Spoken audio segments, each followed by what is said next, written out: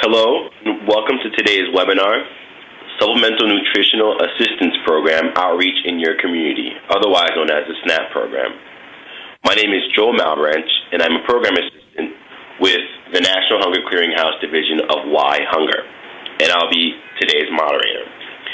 Before the webinar gets underway, I would like to review some logistics of the webinar tool. Handouts for today's session can be found in the Handout tab of the Live Meeting tool. The Handout tab is on the top right-hand side of your screen and looks like 3 pieces of paper. By clicking on that tab, you will see handouts available for you to download to your computer. There are several handouts available for today's webinar, including 3 particular handouts about EBT and farmers markets.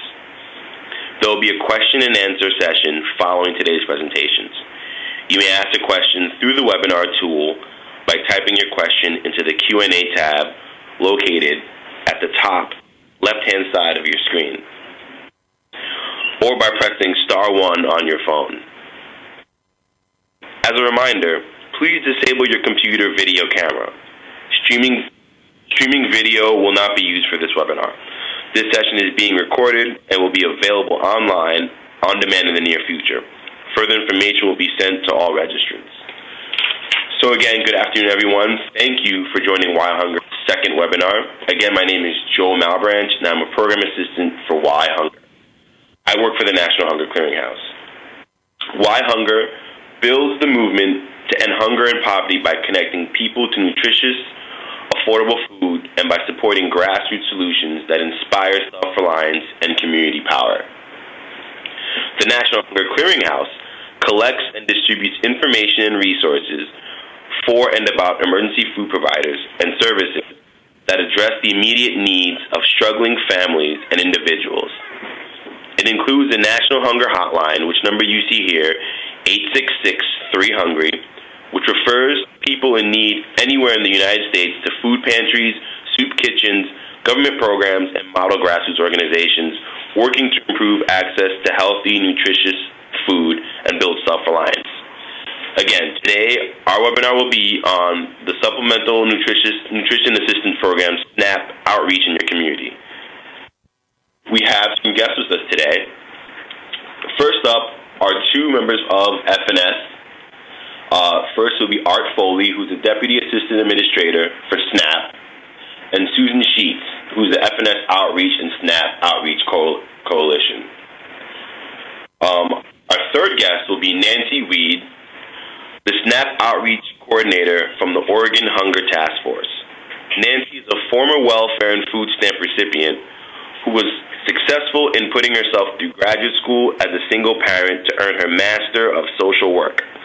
She considers her former client perspectives as a powerful additional asset for her ongoing client advocacy work.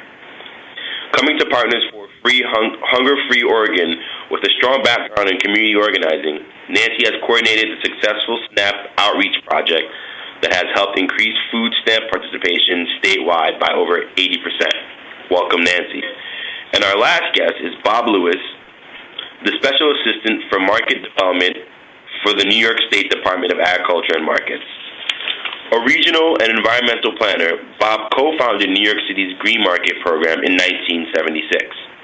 Bob's work in planning and developing New York State's regional and local food systems has greatly expanded opportunities for the production and distribution of locally grown food through the reestablishment of the farmers market infrastructure. Bob has been instrumental in bringing wireless access for EBT to green markets throughout New York State. He was also the co-founder and former president of the National Association of Farmers Market Nutrition Program. Most recently, in spring of 2009, he represented New York at the UN Conference on Sustainable Development, encouraging renewed urban-rural linkages worldwide. Thank you, everybody. So now I'm going to turn over the first half of the presentation to Art Foley of the USDA. Thank you, Joel, and thank you for everyone for participating in the webinar today. I'm sorry I don't have a PowerPoint, but I will be brief.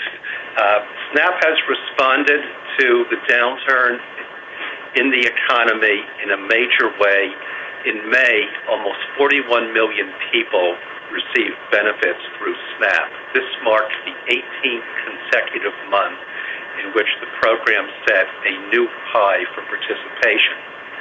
The caseload is up about 20% in the last year, 44% in the last 2 years. In the last 2 years, more than 12 million additional Americans are receiving this type of food assistance. Looking at the growth of benefits, if you look at May 2010 compared to May 2008, benefit issuance is up 90%. That's almost double.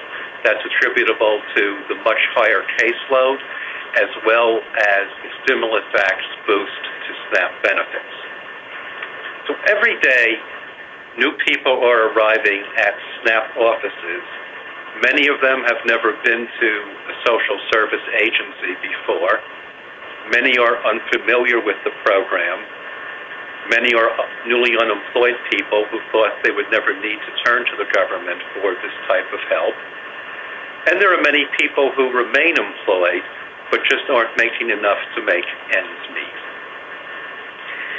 In terms of how SNAP is fulfilling its mission to provide food assistance access to all eligible people, we like to think that we're doing well, but there is room for improvement. Our most recent data on the participation rate, the proportion of eligible people who receive a SNAP benefit, that in 2008, 67%, or about two-thirds, of eligibles participated. As you might expect, needier people were more inclined to participate, so the program paid out almost 84% of entitled benefits. At the same time, there are key underserved populations. Only about 1 in 3 eligible seniors participated. Only 55% of individuals in working poor households participated, and 56% of eligible Hispanics participated. As you work with the program, I'd emphasize that there are some key procedural protections that it affords applicants. People have the right to file an application with as little as name, address, and signature on the day that they contact the SNAP office. People have the right to an interview and can receive this guarantee of personal customer service. People have a right to privacy and confidentiality. If people miss an interview, they have a right to a notice that they've missed the interview and need to reschedule if they want to receive benefits. There are strong verification requirements in the program, but people are entitled to at least 10 days to supply. Well, we're going to have to move on to Susan because we need to we are short on time. But thank you very much. And now we're going to turn to Susan from the USDA. Welcome. Thank you. Hi. Thanks, Art.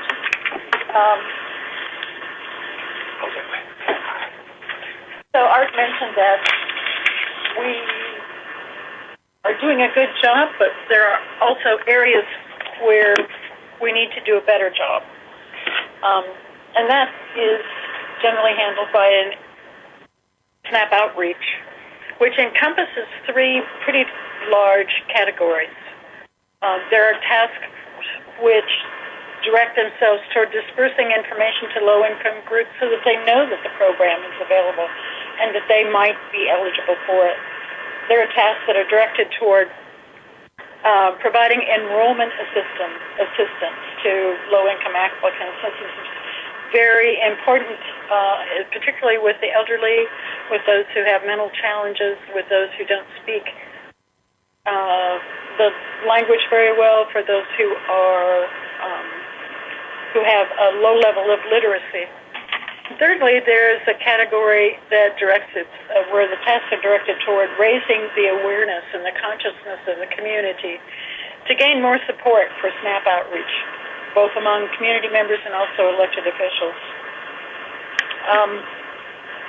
I understand that you'll be hearing later about promising practices. These suggestions are largely generic. we would suggest a couple of criteria in selecting what it is you want to do if you want to become involved in SNAP outreach. Number one, have a conversation in your organization about how well any of these particular activities address the mission and interests of your organization. Secondly, select a task where you feel that where your organization can be most effective. And it's always good to remember that you will want to touch base with your local county social services office so that they know what you're doing and how you would like to participate in SNAP outreach. Good to create that kind of partnership. So very quickly, some of the easiest things to do are just simply to provide information to your congregation or your community organization. Just have the information on SNAP posters, flyers, and the program available in case anybody wants to take advantage of it. Secondly, you can participate in a sponsored event. Hunger Awareness Month draws a lot of people. The pre-screening tool is available at that site there. Number three, another successful activity has been to host a food tasting or cooking demonstration to sort of show people how benefits the kinds of foods that can be prepared with SNAP benefits. Those are available also there at the web address given for Recipe Finder. Or recipes are available at that address. And inviting local media to events is always something that is good to do if you want to create a broader awareness. If your organization holds a food collection or manages a food pantry or food bank, and another fairly simple activity is to include SNAP information in every bag of groceries that you distribute. All of our materials, all of our printed outreach materials are free and they're available for order at that address given there. You can also plan a service activity with youth at the local food bank. 5, educating your staff about the program is a way of dispersing information. All right, I apologize for my abruptness before. If you could please wrap it up in about a minute or so, that'd be great. Thank you so much. That's it, Joel. 6, 7, 8, 9, and 10, everyone. You're just going to have to read them on your own. I'm sorry. But I hope you will find these useful, and that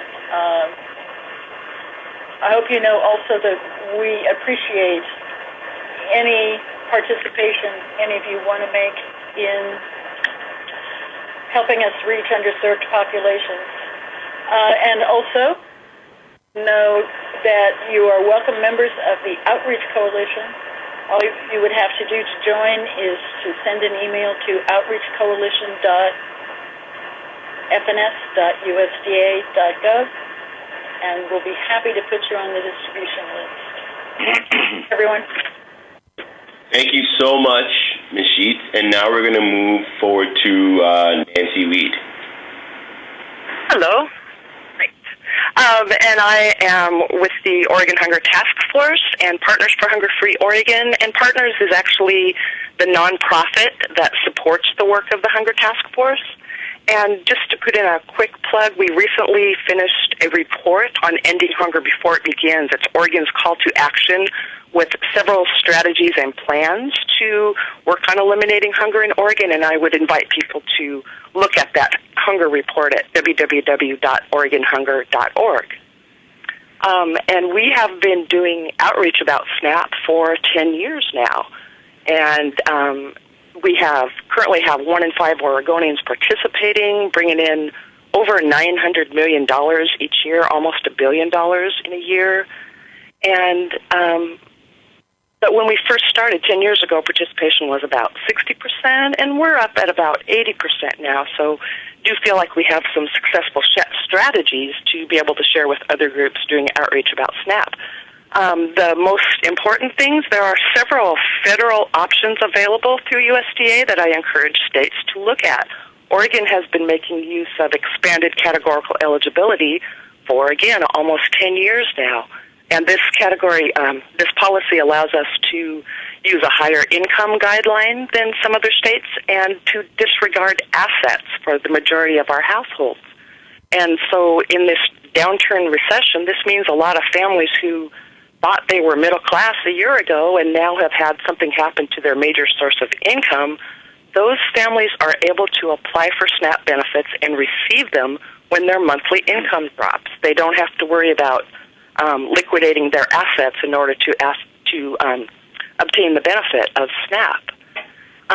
Another fabulous policy our state has taken advantage of is a simplified reporting.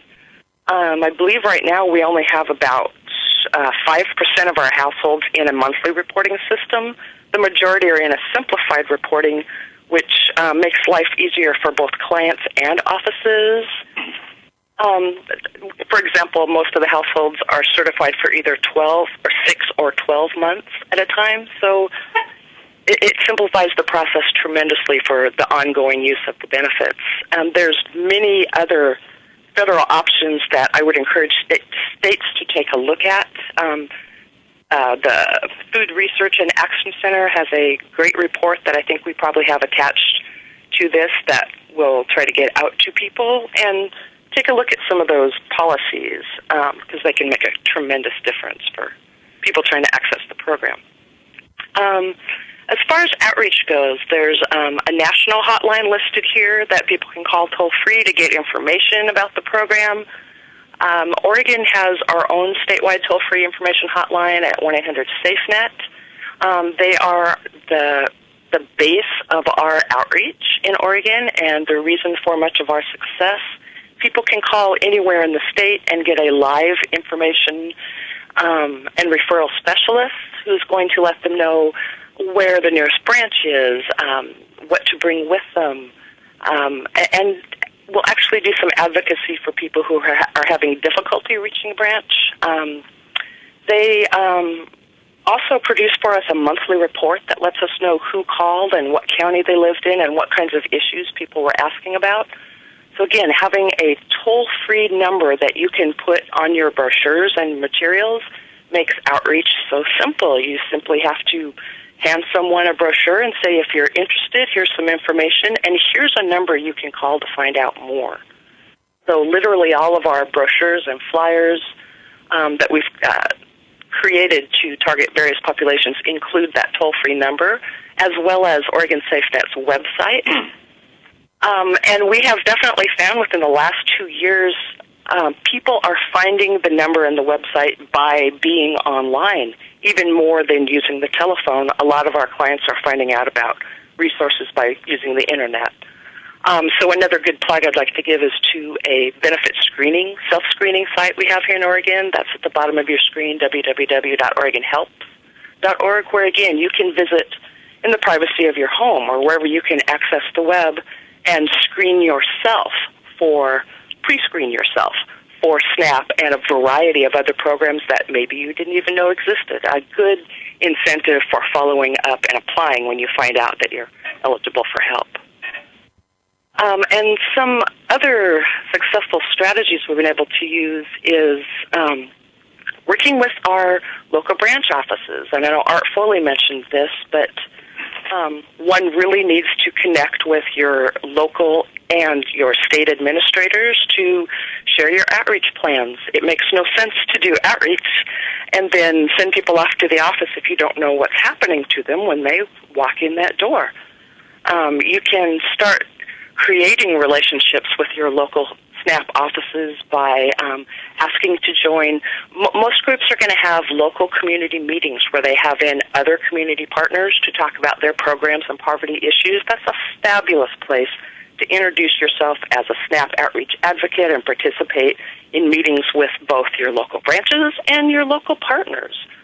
Another thing I'd really like to plug for people is the importance of focus groups.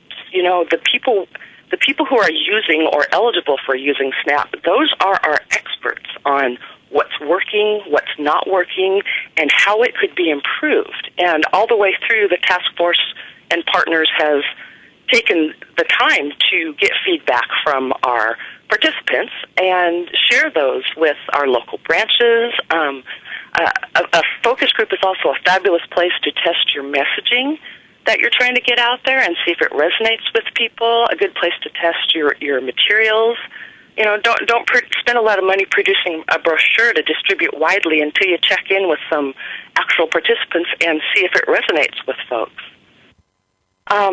And I'd like to take just a sec to talk about senior outreach, because while we've been very successful reaching the general population, we're still seeing only about 1 in 3 eligible seniors participate, about the same as the rest of the nation. So, again, we have been focusing some of our strategy for the last 2 years on reaching seniors, and started out with focus groups with seniors. And we were expecting to hear a lot about the shame and stigma of the program, and we did hear a lot about the shame and stigma for a very proud generation. But even more so, we heard that seniors didn't think it applied to them. They had misinformation. They didn't even know where to start. How do you find out if they were eligible? And they had misinformation in Oregon about things like, I own a car, so I'm not eligible, or I have money in the bank, or my retirement savings, so I'm not eligible. So getting that factual information out to seniors has been paramount. We have been visiting senior sites and assisting seniors accessing the Oregon Help self-screening tool, working with some partners from our local senior service office to actually come out and help start the application process with seniors in the centers that they are already in. We've been working with other groups to bring options of using their EBT card at congregate meal sites, so seniors can actually have the option of using their SNAP benefits to pay for a hot meal at that congregate meal site. So I just would really encourage other folks that are interested specifically in reaching seniors or other hard-to-reach groups, give me a call, shoot me an email. I'd be glad to follow up with you. Here in Oregon, we have a online application that is currently being test pilot at several community sites and expected to go online statewide sometime within 2011. And a lot of our community partners are doing the application assistance that Susan mentioned at their sites, where they're actually helping people complete the application or gather their verification and making sure that they're as prepared as possible when they visit the office. And that's resulting in clients saying, I had everything I needed, I went to the office, I was able to access benefits with one visit. And workers are thrilled because people are showing up on time for their appointments and with their application and verification. And again, it's a plus for the office when you're able to issue benefits with one visit rather than repeated visits. And another thing that I'm a big fan of doing here is sort of a secret shopper office visits. I like to do this about once a year, just kind of go around and visit our local SNAP offices. You can learn a lot by sitting in a lobby for 30 minutes and observing are people moving through? Do they, what kinds of processes are happening there at the local branch? You can work at the top and establish a lot of really helpful policies to ease the access and ongoing use, but you also need to follow up and know what's going on at your local level. And I think visits or phone calls can be a great way to do that. And then, of course, you need to share that feedback with your local office. And having established a relationship with your local offices and partners before you have feedback to share means you have someone to contact and a relationship to explain the circumstances. And,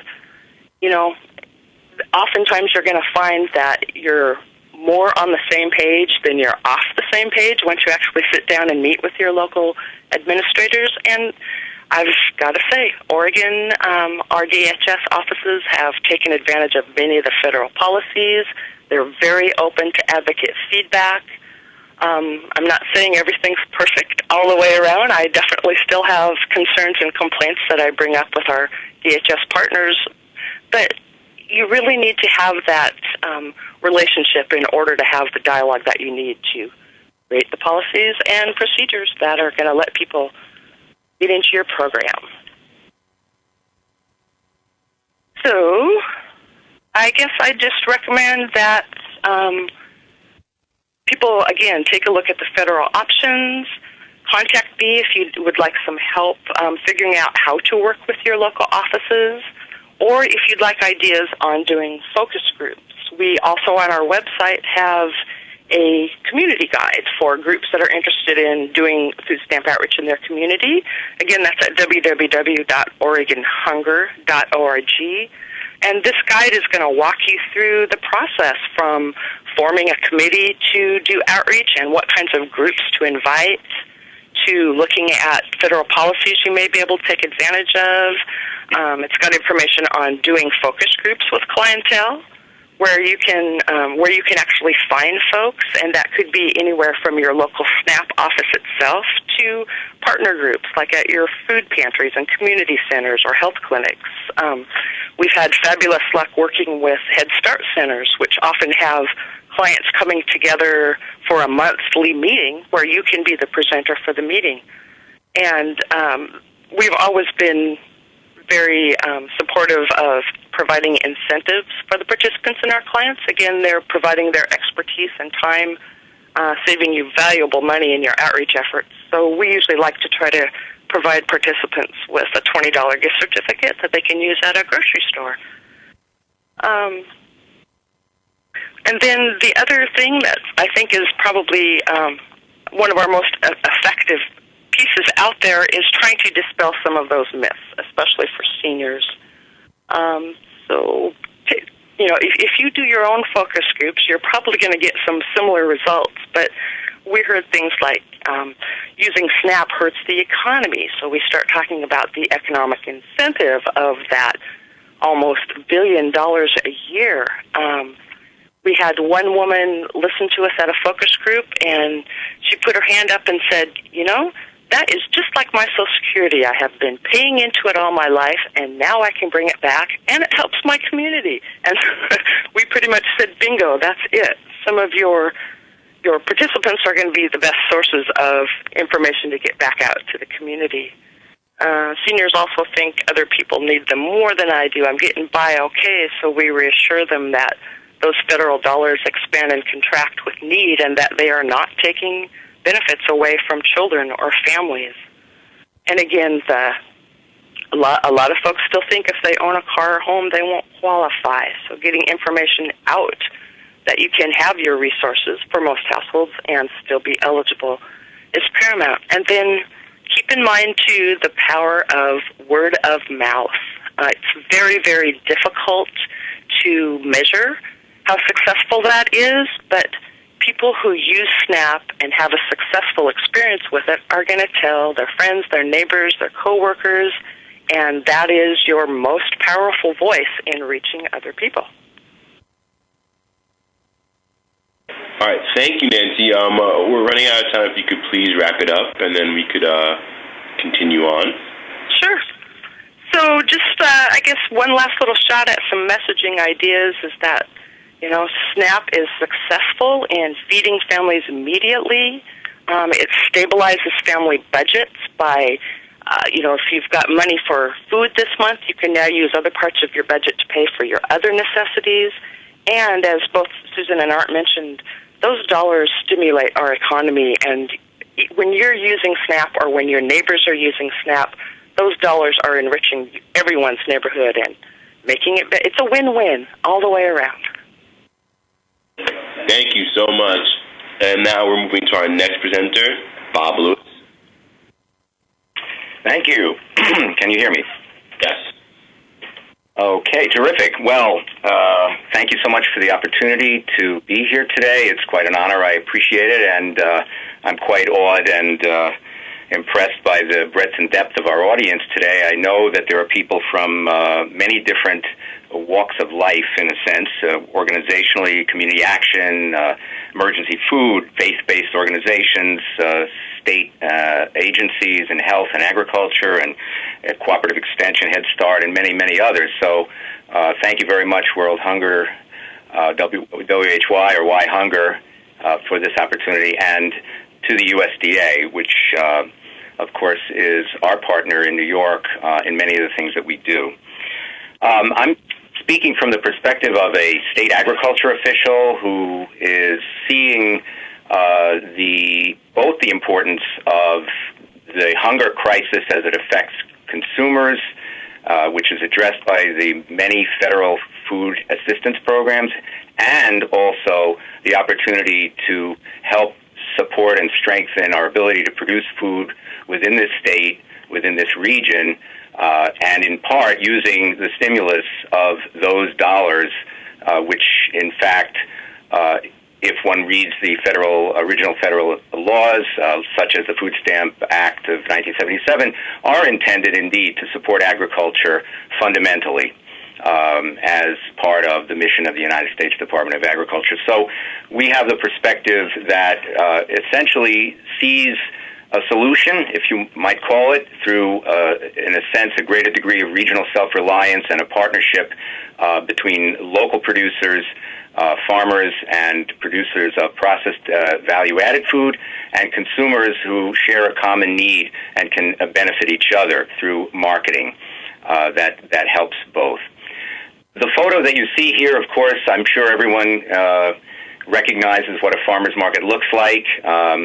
What's so important is that the farmer's market as an institution has rebounded in the United States tremendously in response to some powerful forces, among which include the need of small farmers for a greater share of the consumer dollar compared to the wholesale market, a need on the part of consumers and a desire to get the best and freshest food at affordable prices, and in an ambiance where they can learn something important about the food that they eat and know the producer of it.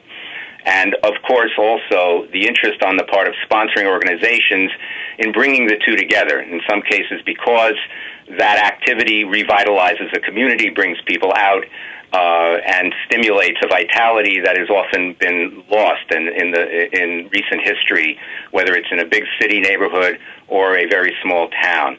So the vitality of the farmers' markets, along with their impact on farmers and consumers, has really been, I think, responsible for this enormous growth. And if we look at the next slide, we see that growth all the way up to this year, where USDA AMS, Agricultural Marketing Service, has recorded over 6,300 markets in the U.S. But the growth is everywhere, and it's not only in urban areas, but also in rural areas and small towns, which have seen the opportunity to revitalize themselves. Looking at an important allied federal program, the first actually to focus a federal benefit on locally grown food through a farmer's market, which is the WIC and Senior Farmers Market Nutrition Program, of which we are a major grantee, in fact, the largest.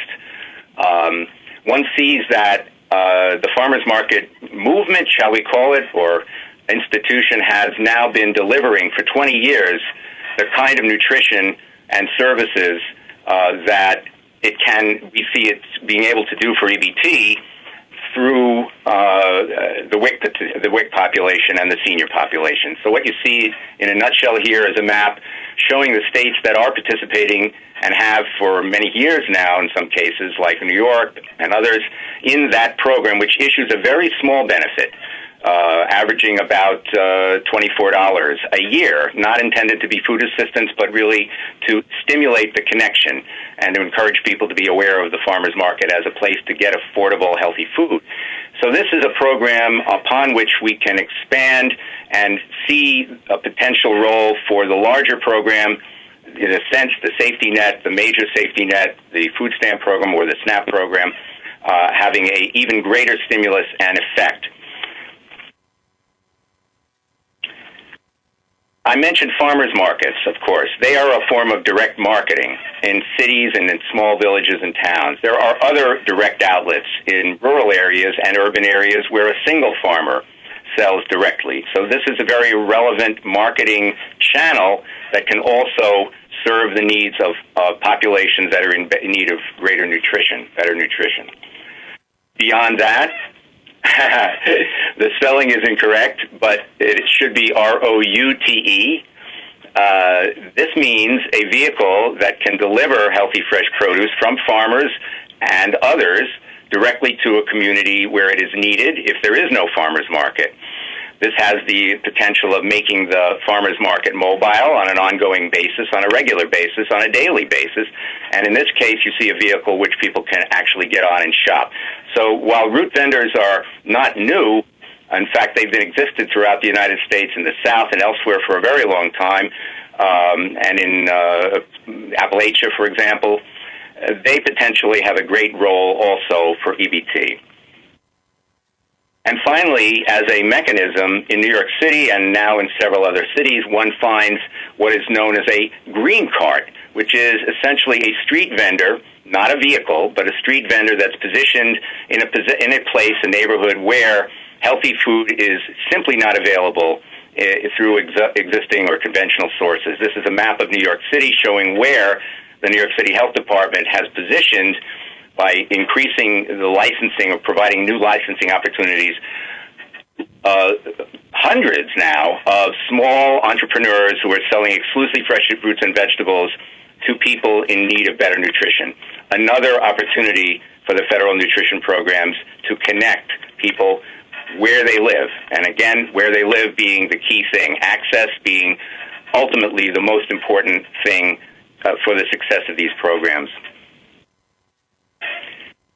Obviously, USDA has much to offer on its website about SNAP. The introductory information is there. I just wanted to introduce the fact that, as Art mentioned, the size of the food stamp / SNAP budget has risen enormously. Each state, and it was mentioned by Nancy, the figure of $1 billion in Oregon, that is one of 50 states, and there are other jurisdictions that together amount to over $50 billion now. Again, when thinking about what this potential could mean for a stimulus for local agriculture, it boggles the mind, frankly. So we see this as a very, very appropriate thing to be doing, weaving the connection here in every state, and this can be taken to the county level, where a given county can assess the potential that its county allocation has for, again, a stimulus to those who, whether they're farmers, route vendors, or other types of providers, can see an opportunity to service those populations. I brought this back to show what's no longer there. In the old days, and this is why we talk about wireless EBT, in the old days, of course, before the 90s, the food stamp program was literally food stamps. Paper food stamps that, believe it or not, were accepted at farmers markets since the dawn of the program in the 60s. Those food stamps, of course, are gone, replaced by a very appropriate, robust EBT, electronic benefits transfer system, which was developed to basically achieve cost savings, improve efficiency, create less of a stigma, if you want to call it, since it was mentioned, and reduce potential abuse, for which the food stamp program got unfair attention, because for the most part it was doing its job. In the 90s, though, we recognized that there was going to be a problem for the open-air environments where the farmers markets largely operated, and I gave you the figure of 6,000. Actually, about 3,600 of them are in the WIC Farmers Market Nutrition Program, but it uses a coupon, a voucher, essentially, and hopefully it will continue to be that way, at least for a while. However, when the food stamp program, now SNAP, shifted to the debit card, it posed a serious obstacle for those farmers and others who were accepting the paper. Namely, how do they accept a debit card, such as the one that you see in this slide in the middle, the New York State benefit card, in an open-air environment? Well, there is the so-called manual voucher, and it's still available. It's just that there is no online verification that the money is in the person's account, and there is the slightly tedious process of writing down the information compared to what goes on in a typical store, where, as you know, there's credit, debit, and the last button maybe is probably EBT, and no one knows whether they're using a debit, credit, or EBT card. Well, we saw this as an important objective in New York, and beginning in the late 90s, developed essentially a pilot program to work with wireless devices, which were in a very primitive stage then. And after a lot of effort with support from AMS and FNS over, I guess, the first 5 years of this decade, we have developed a statewide and I'd say robust system in which wireless EBT is working extremely well in the open-air farmers market to provide that convenient access for folks for the locally grown affordable product. Here, you're seeing in the South Bronx, which is basically the poorest urban county in the United States, you see an open-air farmers market which extends down the street as far as you can see and beyond it, with New York farmers selling directly every Tuesday. And what's happening here is that families are making a transaction using their debit card to purchase what are, in fact, farmers market tokens. The reason they're doing this is that it is not necessary for them to go to each farmer and have that farmer swipe their card for a small purchase. For that, the farmers would have to be all enrolled. They'd have to all have individual devices, and all of that would take a lot of work and a lot of money. In this case, one device, very rapid, can be used to debit $10 or $20 in return for these tokens, which are accepted by every farmer for the SNAP-eligible foods. And basically, there are no other foods here than SNAP-eligible foods, frankly, which, of course, what makes a farmer's market such a wonderful destination for enhancing nutrition. What you see on the lower left is equipment that is an example of the kinds that are available from several suppliers. And below, you're seeing these serialized tokens, which are worth $1 each and are easily transacted. At the end of the day, the farmer returns them to the market manager, in this case the EBT manager, and records are kept of how much the market, which is handling the transactions here, needs to reimburse each farmer. So the market is authorized as a FNS, USDA-authorized retail vendor, has a bank account into which the transactions occur, and then reimburse the farmers. To help people understand how this works, of course, there is some simple materials. How to use your card, what to do with your tokens, what to do with leftover tokens, which means that you can actually refund them if you need to, but they are good and have no expiration date. Looking at what people are buying at the farmers markets, it's really great. These are local products, vegetables, largely, of course, fruit, orchard, another 20%, but you're seeing other healthy items, and a minimum of sweets, honey and maple. But this is, of course, at a farmer's market where all these products are represented. Not every market does have that. Looking at the popularity of this and what's been going on in New York City alone, this is only at the 40 or so farmers markets of which I showed you a picture, $251,000 last year. It's already up significantly this year. Yesterday, that very market I showed you did $4,700 in tokens, essentially sales. And this is continuing to climb. People are enjoying it and have no problems with the program that we can see whatsoever. There is a remarkable element that has been added, and that's been at the behest of the New York City Department of Health, what's known as health bucks, which have been developed to essentially issue a family, you might say, like we've recently seen in the news, prescriptions for healthy food. This is an instrument that really is redeemable at a farmer's market for fruits and vegetables. What's been done here, though, is that it's been connected to wireless EBT and the farmer's market to act as an incentive for people to try the market for the first time. because there may be misconceptions about it. It may be thought that the prices are too high, or it's unfamiliar, or that Spanish isn't spoken, or what have you. In any case, that stimulus, that incentive or bonus, has proven to be a very good tool. The New York City Department of Health has been issuing this year about $100,000 of these, but they're issued at the markets. So when there is a transaction for the tokens, given the amount, let's say it's a $5, there'll be a $2 bonus. If it's $10, there'll be a $4 bonus. Admittedly, this is with the support of local government, but there are organizations stepping forward around the country, such as Wholesome Wave, which is based in Connecticut and providing grants to create double value in response to an opportunity here to encourage people to spend their EBT dollars wisely. So that link to Wholesome Wave is on the resource page at the end. They are giving small but meaningful grants, and I'd say a small and a grant it will help open the gate to people's thinking about the use of EBT in farmers markets. Whoops, went backwards instead of forwards. I put this here because the USDA has provided a method for people interested in wireless EBT to apply for grants to obtain support for it.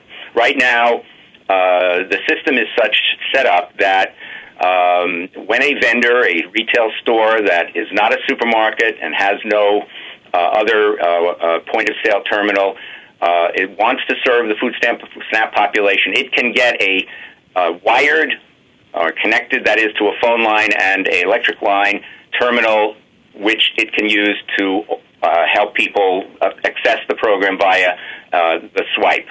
In the open air, as of now, there is no component of the program nationally that provides access to wireless terminals. We hope that is coming. But in the meanwhile, and for the last few years, the Farm Bill has included a very strong directive under the Farmers Market Promotion Program that 10% of the funds available annually be spent on wireless EBT equipment and services. So this is another wonderful resource of USDA. For those who need to understand how to become an authorized farmers market vendor, there is, of course, the USDA SNAP website, which is really all about ease of operation. If you're a farmer or a farmer's market and you want to be in the food stamp program, you can.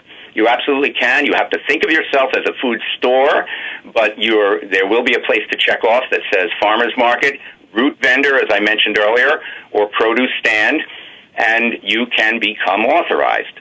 At this point, you'll be provided with a free wired terminal if you have a wire situation in a farmer's market. Some do, and certainly at a farm stand, many do. And that is at no cost. That is part of the state contracts and funded with administrative dollars. Basically the same thing. It's easy to apply, and you'll get a FNS number. Once you comply, you have to, of course, fill out important information about who you are, your business, where you're located. Obviously, there's a need to make sure that everyone who is authorized knows the rules, is a genuine business, and has healthy food. There are, of course, restrictions on authorization. You can't just be authorized if you sell preserves and only that. You have to offer staple foods or a diversity of them, or a single line like produce, fish, meat, baked goods in a special store, or a farmer's market, which, of course, has a terrific variety of foods. This is also just important to point out where you can get data on your own state and the volume of potential essential stimulus dollars, you might want to look at it that way, is available to help local farmers step up and begin to supply the needs of people in need. And the resources are many. I want to credit many people here for their work on this. The Community Food Security Coalition, based in Oregon, has produced a publication, Real Food, Real Choice, and that's all about the nuts and bolts. The second one, they're a little bit out of order, but all of these are important. The PPS, SNAP EBT at your farmer's market, 7 steps to success, is very important. Promising practices. I'm just giving you the 1 minute warning. Okay, well, we're at that point anyway. On the second page of the resources are some links to those rather interesting other types of innovative marketing strategies. The mobile market, otherwise known as a veggie van or a veggie mobile, the Mass Avenue project there. And you'll find other examples of them. I'll go back. The New York City green carts, you'll find it either here or on the slide that I had that showing. So these are many, I think, exciting opportunities to be explored. I know that many of you are obviously aware of markets in your community. Many of you may be shopping at them. Many of you may have had a role in their development or supporting them. It's just something to think about, though, that as EBT becomes even more important and is growing in terms of providing people with a solution to their day-to-day needs, it is also an enormous opportunity to combat the nutritional crisis that we're facing with obesity and chronic diseases, because the more we target EBT benefits towards places where healthy food is available like this, the more we're going to achieve essentially a win-win, both for the recipients, the participants, and in this case, importantly, for the producers of those healthy foods that want to stay in business and want to continue to grow and produce them and market them in lower-income neighborhoods. I might want to just add that whatever you may think of farmers markets in terms of the upscale population, because of the FMMP and other programs, there are a very large number now operating in low-income neighborhoods and doing a great job as a result. Thank you so much, Bob, for that. Now we're going to just jump into fielding questions. I'm sure people are eager to ask a lot of questions. If you would like to speak your question out loud, you could press *1 on your phone to have your phone line operated by the operator, or you could type your question to the Q&A tab at the top left of your webinar screen, as some of our listeners have already been doing. But I would like to thank everybody ahead of time for participating in our webinar to learn about SNAP outreach. We hope that this was useful to you, and please send any questions or comments to nhc@whyhunger.org.